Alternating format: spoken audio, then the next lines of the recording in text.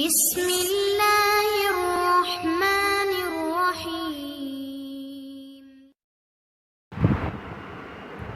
السلام علیکم، welcome to my channel IKBH Islamic knowledge by Honey. سب سے پہلے تو جو میرے چینل پہ نئے ہیں وہ جلدی سے میرے چینل کو سبسکرائب کر دیجئے اور بیل آئیکن کو لازمی پریس کریے تاکہ میری ہر آنے والی ویڈیو آپ کو سب سے پہلے مل سکے۔ آج کی جو ہماری ویڈیو ہے وہ عید الاضحیٰ کی اہمیت کے بارے میں ہے اور اس سے ریلیٹڈ پوری معلومات اس ویڈیو کے اندر آپ کو ملے گی۔ تو پھر ویڈیو سٹارٹ کرتے ہیں۔ عید الاضحیٰ کے موقع پر کی جانے والی قربانی سنت ابراہیمی کی پیروی کا عملی نمونہ ہے۔ انسان کا کوئی بھی عمل اللہ تعالیٰ کی بارگاہ میں قربانی کے جانور کا خون بہانے سے زیادہ محبوب نہیں ہے۔ مسلم عامہ ہر سال ذی الحج کی 10 تاریخ کو عید الاضحیٰ مذہبی جوش و جذبے سے مناتی ہے۔ اس کے لیے پہلے سے قربانی کے جانور کی خریداری، کسائیوں کے انتظامات، گوشت کی تقسیم اور پھر مختلف ڈشوں کی تیاریاں، یہ وہ سب مناظر ہیں جو ہر سال ہم اور آپ اس خصوصی موقع کے حوالے سے دیکھتے ہیں۔ عید الاضحیٰ کو عید الکبیر بھی کہا جاتا ہے کیونکہ یہ ایک بڑی قربانی کا دن ہے جو کہ حضرت ابراہیم علیہ السلام اور حضرت اسماعیل علیہ السلام کی زبردست قربانی کی یادگار ہے اور اس حقیقت کی طرف رہنمائی کرتا ہے کہ اصل خوشی اور حقیقت لطف دنیا کے مال و متاع اور چیزیں حاصل کرنے میں نہیں ہے بلکہ اپنے آپ کو مالک حقیقی کی رضا کے مطابق اللہ تعالیٰ کی بارگاہ میں پیش کر دینے میں ہے۔ عید الاضحیٰ ہمارے ایمان میں اس اضافے کا بھی ذریعہ ہے کہ انسان کی اصل شان اور بڑائی خود کو مکمل طور پر اللہ جل شانہ کی مرضی کے تابع کر دینے میں ہے اور اسی سے انسان اس کائنات کی مخلوقات میں اشرف بنتا ہے اور یوں ہر قسم کی وساوس اور شکوک و شبہات سے بچتے ہوئے اللہ کے احکام پر جان دینے کا جذبہ پیدا ہوتا ہے۔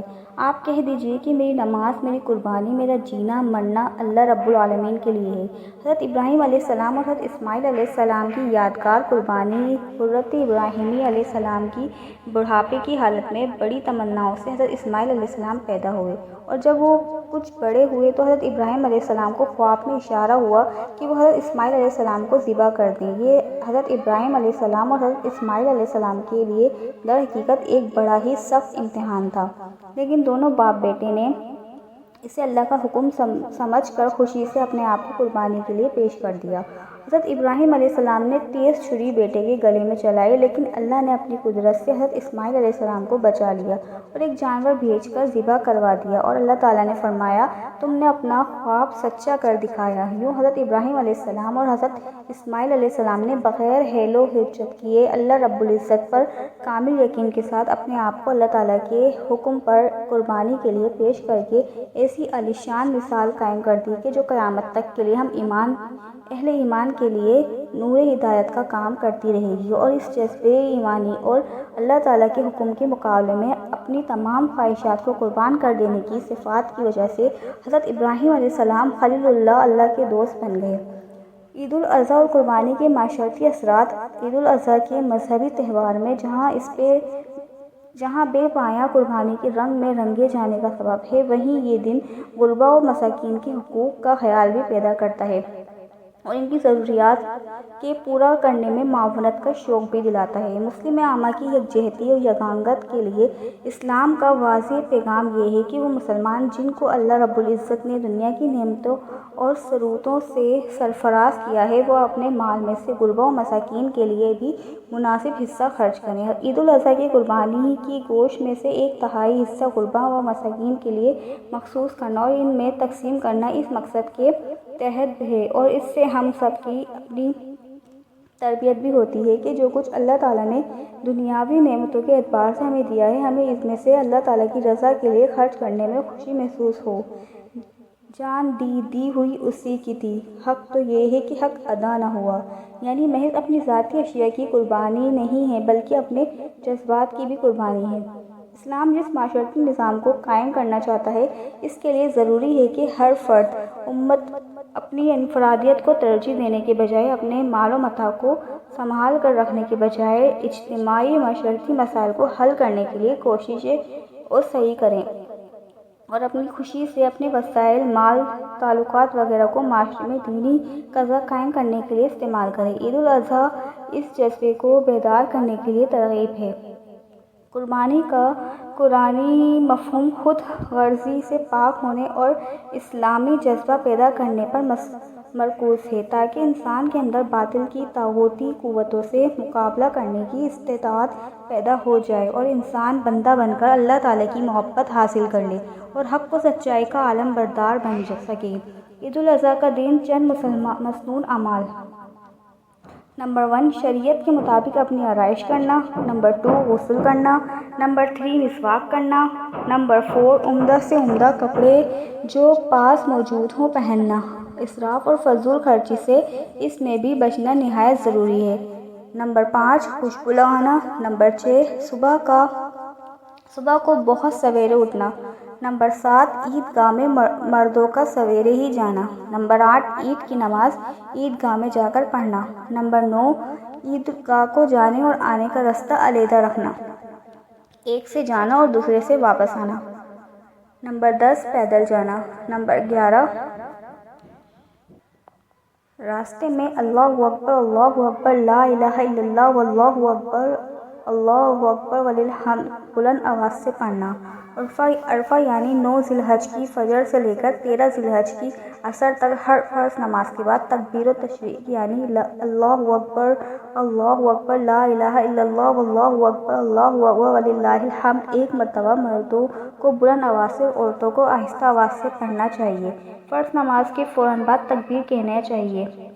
قربانی کے فضائل احادیث کی روشنی میں: قربانی مستقل ایک عبادت ہے جو صاحب نصاب پر واجب ہے اور جو صاحب نصاب نہ ہو اس کے لیے مستحب ہے۔ اس سلسلے میں تفصیلات کے لیے کسی عالم دین سے مسائل معلوم کرنے۔ حج میں قربانی کی افضلیت اور بھی بڑھ جاتی ہے اور اس کی زیادتی مرغوب و پسندیدہ ہے۔ ہمارے نبی کریم صلی اللہ علیہ وآلہ وسلم نے اپنے حج میں 100 اونٹ قربان کیے تھے۔ قربانی کرنا حضرت ابراہیم علیہ السلام کی سنت ہے اور قربانی کے جانور کے ہر بال کے بدلے میں ایک نیکی ہے۔ مفہوم حدیث نبی صلی اللہ علیہ وآلہ وسلم: قربانی کا جانور جب ذبح ہوتا ہے تو پہلے قطرے پر قربانی کرنے والے کے سب گناہ معاف ہو جاتے ہیں اور قیامت کے دن قربانی کا جانور بما اپنے خون و گوشت وغیرہ کے لایا جائے گا اور 70 درجہ زیادہ وزنی بنا کر اعمال کے ترازو میں رکھا جائے گا۔ مفہوم حدیث نبی صلی اللہ علیہ وآلہ وسلم: قربانی کے دنوں میں قربانی سے زیادہ کوئی چیز اللہ تعالیٰ کو پسند نہیں۔ ان دنوں میں یہ نیک کام سب نیکیوں سے بڑھ کر ہے اور قربانی کرتے وقت یعنی ذبح کرتے وقت خون کا جو قطرہ زمین پر گرتا ہے تو زمین تک پہنچنے سے پہلے اللہ کے پاس مقبول ہو جاتا ہے، تو خوب خوشی سے اور خوب دل کھول کر قربانی کیا کرو۔ مفہوم حدیث نبی صلی اللہ علیہ وآلہ وسلم: کتنی بڑی فضیلت ہے اور کیا ہی سعادت ہے، اللہ تعالیٰ ہم سب کو نصیب فرمائے۔ بلکہ جو صاحب حیثیت ہیں اپنے ساتھ ساتھ نبی کریم صلی اللہ علیہ وآلہ وسلم کی جانب سے بھی قربانی کر لیں تو بہت احسن اور عمدہ ہے، کیونکہ رسول اللہ صلی اللہ علیہ وآلہ وسلم کی امت کے ہر فرد پر لامحدود احسانات ہیں۔ قربانی کس پر واجب ہے؟ جس پر صدقہ فطرہ واجب ہے، یعنی ایسا مسلمان جو عاقل و بالغ ہو اور اس کے پاس 52.5 تولہ چاندی یعنی 612.36 گرام ہو یا اس کے برابر قیمت کا مال ہو اور وہ اس کی ضروریات سے زائد ہو اور 1 سال کا عرصہ ملکیت میں گزر گیا ہو۔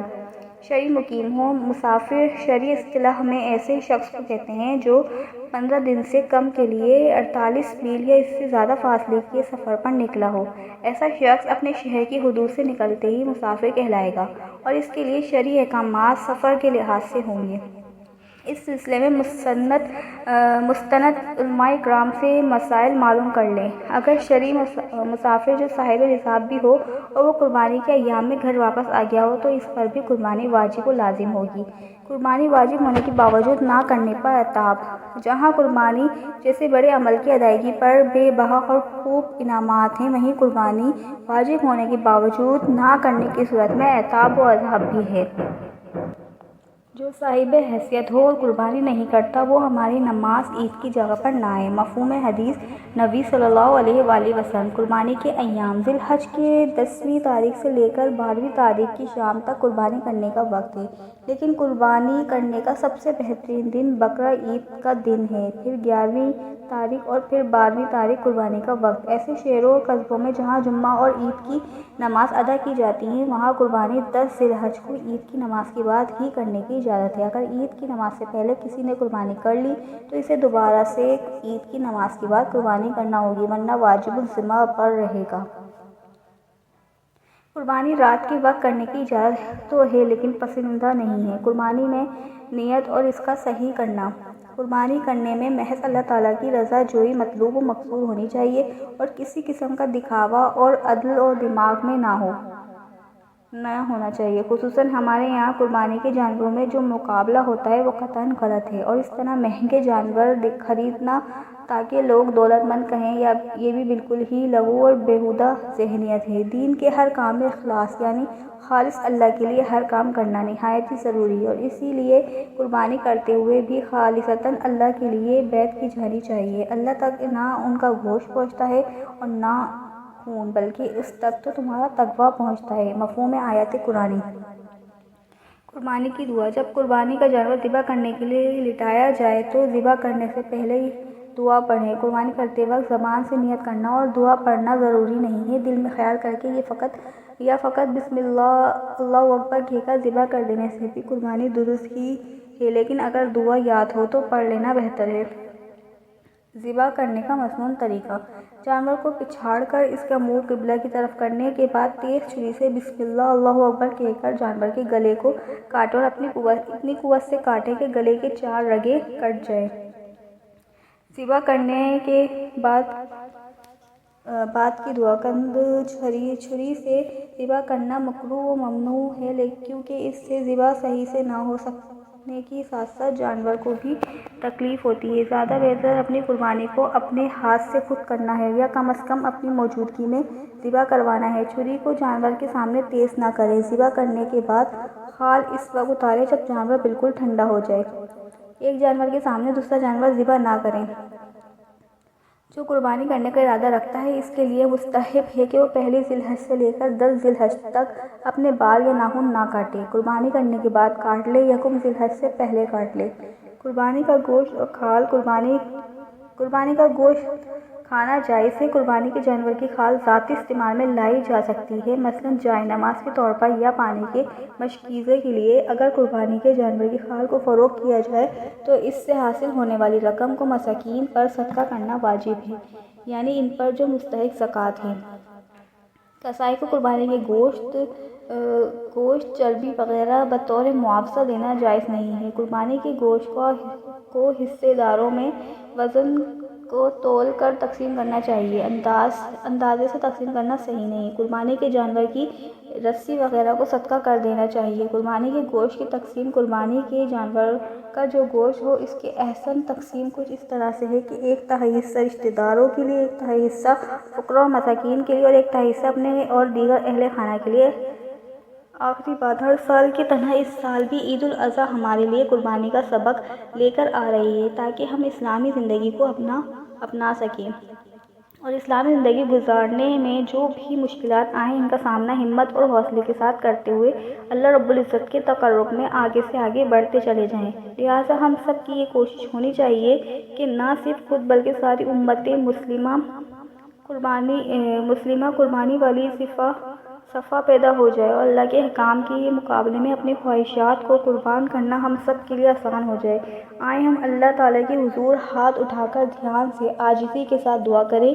اے ہمارے رب جو ساری قدرتوں کا مالک ہے، ہمارے اندر قربانی کی اصل صفات کو پیدا کر دے اور ہم سے جو غلطیاں اور کوتاہیاں اب تک ہوئیں ان کو معاف کر دے۔ آئندہ کے لیے ساری امت مسلمہ سمیت ہمیں مکمل دین پر عمل کرنے والا بنا دے کہ تیرے بس میں ہو تو سب کچھ ہے۔ آمین یا رب العالمین۔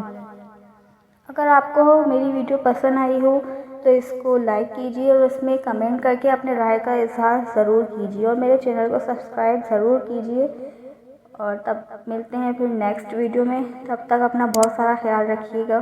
اللہ حافظ۔